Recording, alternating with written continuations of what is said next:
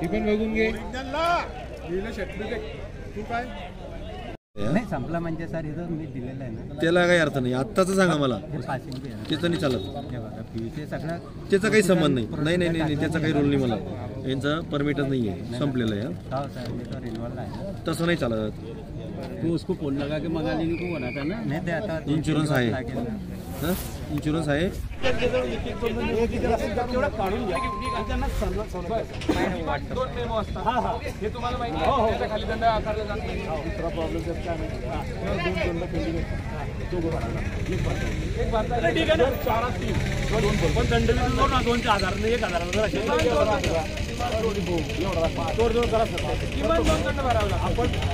आज जळगाव शहर वाहतूक शाखा स्थानिक पोलीस स्टेशनचे अंमलदार यांच्या संयुक्त कारवाईने जळगाव शहरामध्ये ज्या रिक्षा चालक आहेत, त्या रिक्षा आहेत, त्यामध्ये काही रिक्षा विदाऊट परमिट असतात, तसेच काही रिक्षा कंडम झालेल्या आहेत.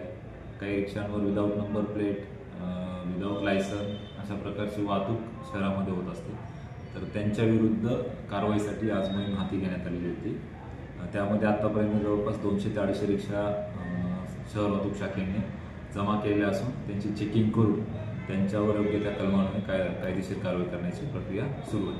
कुठे कुठे ही कारवाई करण्यात आली? शहरातील विविध भागांमध्ये ज्या ठिकाणी रिक्षा थांबतात त्या पूर्ण भागांमधून या रिक्षा जमा करण्यात आलेल्या. या संदर्भात काही रिक्षा चालकांना आव्हान असेल का आपलं?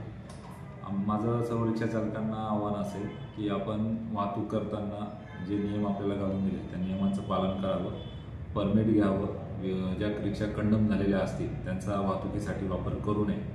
तसेच परमिटमध्ये जे आपल्याला नियम घालून दिलेले आहेत त्याच तेवढ्याच संख्येचे प्रवासी आपण रिक्षामध्ये बसून त्यांची वाहतूक करावी.